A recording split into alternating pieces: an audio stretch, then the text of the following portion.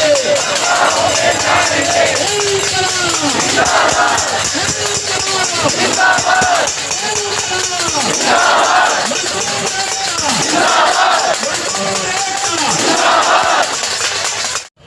बचाना नहीं चाहते, दोनों लड़ते चुनाव में समय लाना चाहते और चुनाव के मुद्दे गाय, मजदूरों के मुद्दे गाय, कर्मचारियों के मुद्दे गाय, गरीबों के मुद्दे गाय। कोई बोलेगा हमने राशन दिया, कोई बोलेगा हमने मकान दिया, कोई बोलेगा हमने ये बना दिया, कोई बोलेगा हमने ये बना दिया।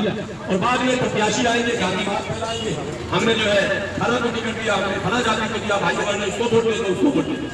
मुद्दा हमारा जातिवाद नहीं है, मुद्दा हमारा धर्म नहीं है, मुद्दा हमारा रोजी और रोटी है, मुद्दा हमारा जो है हमारे बच्चों का भविष्य है, बच्चों की पढ़ाई लिखाई है। आप अपने बच्चों को बड़े बड़े स्कूलों और कॉलेजों में पढ़ा रहे हैं, हमारे बच्चे सरकारी स्कूल में भी जो फीस, सरकारी स्कूल में भी फीस है, पता है आपको 10वीं से फीस शुरू हो जाती है 8वीं के बाद, और जो सुविधाएं दी जाती है वो 8वीं तक ही, उसके बाद नहीं। तो अब 8वीं के बाद हम बच्चे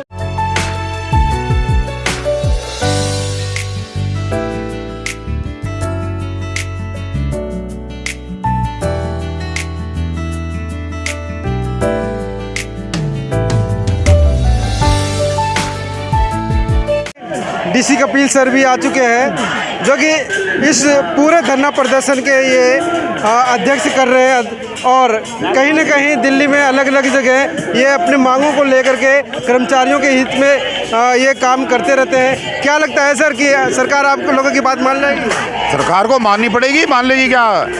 सरकार को इस बात के लिए मजबूर करेंगे, इसको घुटनों चलवा देंगे, उसको माननी पड़ेगी बात, चूँकि उसने जो कृत्य किए ये असंवैधानिक है, ये कानून के दायरे में नहीं आते हैं। और ये वायदा खिलाफी है केजरीवाल की, उस वादे की जो उसने 2013, 2015 और 2020 के अपने चुनावी घोषणा पत्रों में की थी दिल्ली की जनता से, कि अगर मेरी सरकार दिल्ली के अंदर आएगी तो मैं सारे कच्चे कर्मचारियों को पक्का करूंगा। दिल्ली की जनता ने विश्व रिकॉर्ड के साथ केजरीवाल सरकार को जिताया, और जिता करके 70 में से पहली बार 67 MLA भेजे, दूसरी बार 70 में से 62 MLA भेजे। लेकिन वो अपने उन वादों को भूल गए हैं। उनको वादे की याद करनी पड़ेगी और इन लोगों को पक्का करना पड़ेगा, न्याय देना पड़ेगा। सर, इसी बदौलत में 3 बार सरकार केजरीवाल की आ चुकी है, और अभी तक जनता कहाँ थी? नहीं, जनता तो अपनी जगह थी, जनता तो वेट कर रही है। वो हर बार जो काम उसको करना नहीं होता उसका ठीकरा एलजी पे फोड़ देता है, और जो करना होता है उसको वो कर लेता है। जैसे उसने अपना शीश महल चमकवा लिया। शीश महल बनाने के लिए तो एलजी बीच में नहीं आया। जब 45 करोड़ रुपया शीश महल में लगाया, जब एलजी बीच में क्यों नहीं आया? वो तो काम कर लिया ना उसने। जिस काम को दिल्ली सरकार करना चाहती है उसमें एलजी भी साइन कर देता है, केजरीवाल भी साइन कर देता है, मंत्रिमंडल भी साइन कर देता है। और गरीब लोगों के हक और हकूक़ का जो काम करना चाहिए और जो काम करना होता है उसको करने के लिए इनके गुर्दे फट जाते हैं। तब ये एक दूसरे के ऊपर बातें टालते हैं, कभी एलजी के ऊपर टाल देते हैं, कभी मोदी के ऊपर टाल देते हैं, कभी सुप्रीम कोर्ट के, कभी हाई कोर्ट के। दिल्ली में करोड़ों की संख्या है जो कि अभी ठेकेदारी प्रथा में चल रही है, उनको कैसे आप एक मंच पे लेकर के आएंगे? नहीं, निश्चित रूप से धीरे धीरे आवाज़ आपके जैसे प्रतिष्ठित चैनलों के माध्यम से आवाज़ पूरी दिल्ली के मजदूरों तक जा रही है। लाखों मजदूरों तक रोज़ आवाज़ जा रही है, एक जगह नहीं। ये हमारा ठेकेदारी हटाओ राष्ट्रीय संयुक्त मोर्चा के आंदोलन के तहत जो हमारे आंदोलन चल रहे हैं, ये उनमें से एक आंदोलन है। एक आंदोलन हमारा बिजली विभाग में चल रहा है, एक आंदोलन हमारा सिविक सेंटर पर डीबीसी के कर्मचारियों का चल रहा है। और इसके अलावा जो स्कूलों में चौकीदार काम कर रहे हैं, जो स्कूलों में सिक्योरिटी गार्ड काम कर रहे हैं, जो सफाई कर्मचारी काम कर रहे हैं, उनका आंदोलन भी 1-2 दिन में शुरू होने वाला है। तो दिल्ली के अलग अलग कॉर्नरों में शुरू होगा, और एक समय ऐसा आएगा कि 70 की 70 विधानसभाओं में एक ही दिन होगा, एक साथ होगा। और जब तक होगा जब तक केजरीवाल अपने वादे के अनुसार अपना वादा पूरा नहीं कर देता। अभी 3 से 4 दिन हुए, क्या कोई आश्वासन मिला सरकार की तरफ? नहीं, आश्वासन के आधार पे हम पीछे हटने वाले नहीं है। आश्वासन तो हमें चाहिए ही नहीं, हमें तो काम चाहिए, हमें तो ऑर्डर चाहिए। हम आश्वासन के आधार पर, सरकार के झूठे आश्वासन के आधार पर हम यहाँ से उठने वाले नहीं है। आश्वासन तो 9 साल पहले किया था केजरीवाल ने, वो आज तक पूरा नहीं किया। अब उसके वो तो झूठा साबित हो गया। तो झूठे आदमी के आश्वासन के भरोसे पर हम आंदोलन को ख़त्म नहीं करेंगे। ये आर पार की लड़ाई है, इनका हक दिला करके ही ये धरना ख़त्म होगा, उससे पहले नहीं होगा। आखिर में इन लोगों की मुख्यतः मांग क्या है? इनकी मांग ये, सबसे पहली मांग तो ये कि इनको सैलरी दी जाए। दूसरा, कोरोना काल के अंदर जो लोग शहीद हुए हैं उन लोगों को उनका सम्मान राशि मुआवजा दिया जाए 1 करोड़ रुपए का। और सबसे बड़ी बात यह है कि 89 डेज़ की जो अप्रूवल है उसको ख़त्म किया जाए और इनको 14 साल हो गए आवश्यक सेवा के विभाग में काम करते हुए, इन लोगों को तुरंत पक्का किया जाए। मेन मुद्दा पक्का करने का है। पक्का करने। जी हाँ सर, आप क्या कहना चाहेंगे कि जो ये मांगे, जो इतनी सारी मांगे हैं, वो केजरीवाल सरकार पूरा कर देगी? देखिए, सबसे पहले मैं आपको बताना चाहता हूं कि जो मज़दूर 13 वर्ष से दिल्ली में कार्य कर रहा है और जो आवश्यक सेवा में आता है, जिस कर्मचारी ने कोरोना जैसी वैश्विक महामारी में राष्ट्र की सच्ची सेवा की है और उसने अपने बच्चों के प्राणों की मतलब एक तरह से आहुतियाँ दी है, ना तो उसने इस बात की परवाह की कि उसके बच्चे कोरोना में बीमार होंगे, ना उसने इस बात की परवाह की कि उसकी जान जाएगी। उसने बड़ी ईमानदारी के साथ देश की सच्ची सेवा और निष्ठा भावना के साथ सेवा की है, उसको उसका हक मिलना चाहिए। DOPT की गाइडलाइन है, department of personal and training, जिसमें साफ तौर पर लिखा हुआ है कि जिस कर्मचारी की 240 हाजिरियाँ हैं उसको नियमित किया जाना चाहिए। कोर्ट की गाइडलाइन है, सुप्रीम कोर्ट की जजमेंट है कि जो कर्मचारी 240 हाजिरी पर काम करता है उसको पक्का किया जाना चाहिए और इक्वल वर्क इक्वल पे, समान काम का समान वेतन दिया जाना चाहिए।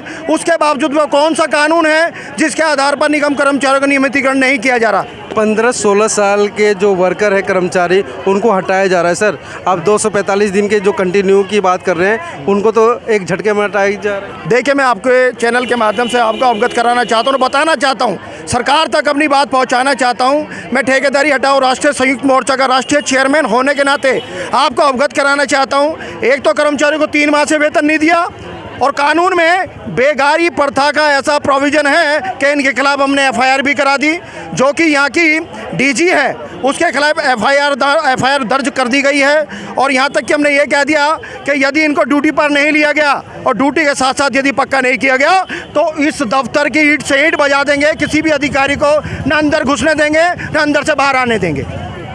फिर आगे की क्या मांग रहेगी? जो ये कब तक ये बैठे रहेंगे यहाँ? देखिए, मामला केवल वेतन का नहीं है, मामला केवल ड्यूटी पर चढ़ाने का नहीं है। मामला ये है कि 13 वर्षों में जो इन्होंने इनका शोषण किया है, इनका दमन किया है, सबसे पहले मजदूर को नियमित किया जाना चाहिए, उसको स्थायी किया जाना चाहिए। ये कानून है और संविधान में इस प्रकार का प्रोविज़न है कि जो आदमी 240 हाजिरी पर कार्य कर लेता है वो पक्का होना चाहिए। यदि इनको पक्का नहीं किया गया तो 15-16 साल के कर्मचारियों से सर्टिफिकेट मांगा जा रहा है कि आप 12th पास हो कि नहीं, 10th पास हो कि नहीं। ये सर्टिफिकेट तब क्यों नहीं माना गया जब कोरोना जैसी वैश्विक महामारी ने इस कर्मचारी ने काम किया, जब लोग अपने घर में डरे हुए थे, सहमे में थे और जो लोग घरों से बाहर नहीं निकल रहे थे, तभी यही कर्मचारी था जिसने मरीजों की सच्ची सेवा की, उनके डायपर चेंज किए, उन लोगों को ऑक्सीजन लगाई। एक सफाई कर्मचारी होने के नाते इन्होंने वो कार्य किया है जो एक डॉक्टर करता है, एक नर्स करती है। क्या संदेश देना चाहेंगे दिल्ली सरकार को? देखिए, दिल्ली सरकार से मैं गुजारिश करना चाहता हूँ, आप दिल्ली के मुख्यमंत्री हैं, दिल्ली की आला कमान हैं और आपने वायदा किया था जितने भी आउटसोर्सेज भर्तियां हैं मैं उनको ख़त्म करके उनका रेगुलाइजेशन करूंगा, उनके वेतन में वृद्धि करूंगा। आज इनका वेजेस चार्जेस देखें, क्या वेजेस चार्जेस ये शर्म कानून के खिलाफ नहीं है? आज इनका वेतन 24,000 रुपये होना चाहिए कम से कम, न्यूनतम वेतन 24,000 के आधार पर इनको नौकरी दी जानी चाहिए और यदि रेगुलेशन हो जाता है तो इनको 45,000 रुपये वेतन मिलना चाहिए। ये कानून है और श्रम कल्याण कानून में ये प्रावधान भी है। तो कहीं ना कहीं ये प्रावधान है, ये कानूनन जो जुर्म जो दिल्ली सरकार इनके उसमें कर रही है, इनको नियमित किया जाए। ये इन मांगों को लेकर के यहाँ पे जो कर्मचारी हैं, लगभग हज़ारों के तादाद में ये कर्मचारी अपने मांगों को लेकर के बैठे हुए हैं और जब तक मांगें पूरी नहीं होगी तब तक वो धरने पर बैठे रहेंगे और ये धरना यूँ ही चलता रहेगा। मैं संतोष कुमार मैस कटकडुमा से, आप देख रहे थे आवाज़ भारत। फोन करके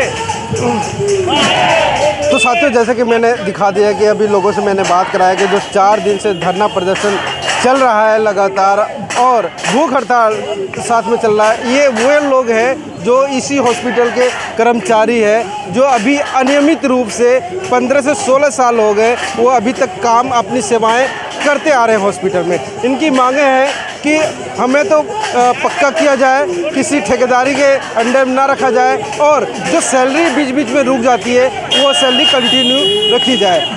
हालांकि इसमें जो मैक्सिमम जो कर्मचारी हैं वे लोग भी हैं जो कोरोना काल में एक दिन की भी छुट्टी उनकी नहीं हुई है, लगातार वो ड्यूटी पूरा करते आ रहे हैं। हमारे साथ में है गुलाम हाफिज़ जी जो कि इस धरना प्रदर्शन में वो पूरा लगातार ये लगे हुए हैं, इनका बैनर है और इनके ही बैनर तले ये पूरा धरना प्रदर्शन आज कड़का डूमा पे चल रहा है, जो कि इसके जो राष्ट्रीय जो संयोजक हैं डीसी कपिल जी है।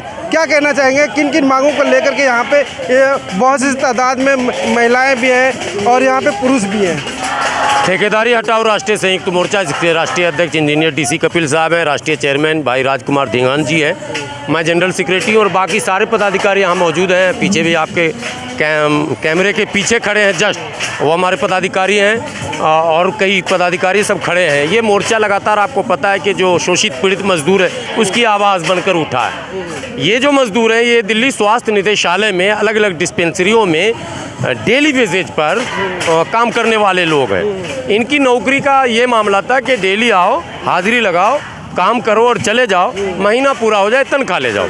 तनख्वाह 15 से 16, 17 हज़ार, 14 बल्कि 13 से 17 के बीच, किसी का 13, किसी का 14, किसी का 15, बहुत पुराना है तो 16। अब दो बात आ गई, एक बात ये कि नियमित काम हो रहा, आप जो आदेश कर रहे हैं हम सब काम कर रहे हैं, लेकिन तनख्वाह समय पर नहीं है। तो 3 महीने पूरे हो चुके, चौथा महीना चालू हो चुका, तनख्वाह नहीं मिला। एक सवाल तो ये मुद्दा है, 15,000 कमाने वाले को आप तनख्वाह नहीं देंगे, उसके घर का चूल्हा जलेगा क्या?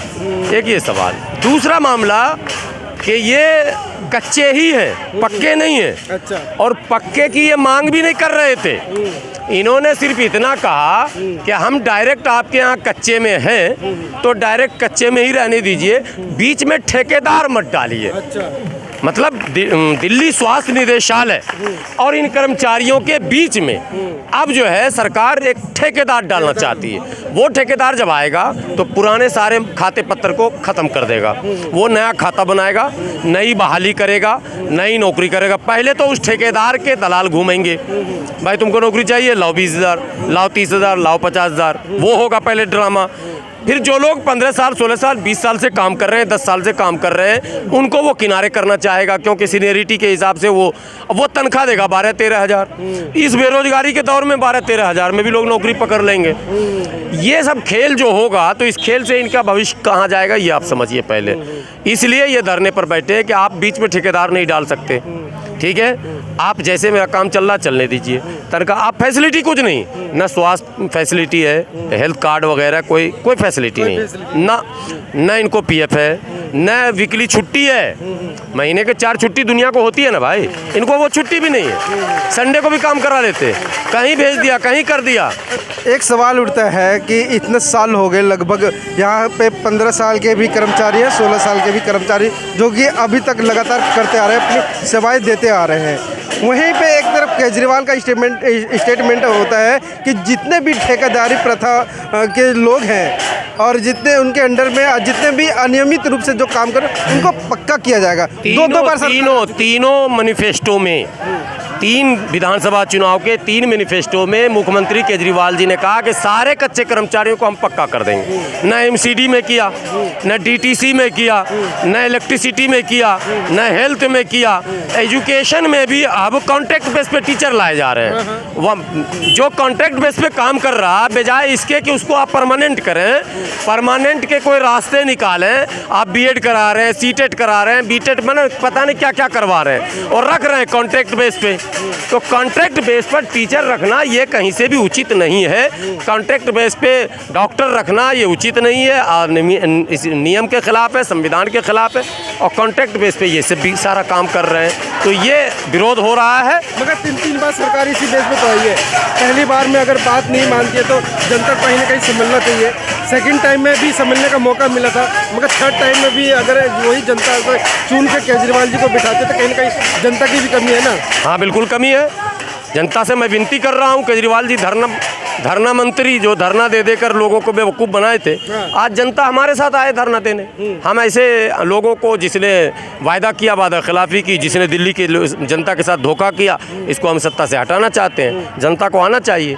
अब इनके वायदे पर, इनके किए आश्वासन पर, भाषण पर, किसी पर अब भरोसा नहीं करना चाहिए, बिल्कुल भरोसा नहीं करना चाहिए। इतने साल हो गए, डेली प्रदर्शन चल रहे हैं, ठेकेदारी को हटाओ, ठेकेदारी हटाओ, मगर सरकार के कान तक जून तक नहीं रेंग रही है। कैसे आगे, मतलब आप इस कार्रवाई को आगे बढ़ाएंगे? नहीं, ये आपकी बात मानेंगे? देखिए, हम लोग अपनी तरफ से जो भी संवैधानिक रास्ते हैं, संविधान ने जो जो अधिकार हमें दिए हैं, हम उन अधिकारों का इस्तेमाल करते हुए अपनी लड़ाई जारी रखेंगे और मुझे पूर्ण विश्वास है कि हम लड़ाई जीतेंगे, सफल होंगे। अभी 4 दिन से यहाँ पे बैठे हुए हैं, अभी आगे कितने दिन के अभी और मतलब कि अपनी मांगों को लेकर महीनों धरने देके तो केजरीवाल खुद मुख्यमंत्री बने थे। अब ये मजदूर तो नेता बने। रिकॉर्ड तोड़ेंगे क्या? रिकॉर्ड तोड़ने नहीं, रिकॉर्ड नहीं तोड़ेंगे, हम लोग जल्दी निपटेंगे। कल सैटरडे और संडे हम लोगों ने नेताओं से मिलने का कार्यक्रम रखा है। पक्ष विपक्ष दोनों नेताओं से, विधायकों से, काउंसलरों से, स्थानीय नेताओं से, कांग्रेस से, भाजपा से, सबसे हम बात कर रहे हैं कि भाई क्या आप सब लोग, सारी पार्टी इस मामले में एक है क्या? ऐसे तो दिखाते हैं कि हम लड़ रहे हैं उसूल पर, और मजदूर के मामले में आप जो है, आपका क्या उसूल है, स्टैंड क्लियर कीजिए। तो ये सब चीज़ हम लोग करेंगे तो माहौल बनेगा और हमें उम्मीद है इन गरीबों का मसला हल हो जाएगा। तो कहीं ना कहीं गुलाम सरवर जी का ये आश्वासन दिया है कि इनको इंसाफ दिलाने के लिए जो हम लोग धरना प्रदर्शन कर रहे हैं, इंसाफ मिलेगा। और जो धरना करते करते जो सरकार आई है यहाँ पे, जो मुख्यमंत्री केजरीवाल जी बने हुए, वो धरने में से ही निकले हुए, कहीं ना कहीं इन समस्याओं को वो समझेंगे। मैं संतोष कुमार अम्बेस और आप देख रहे थे कड़का डूमा से आवाज़ भारत। Thank you.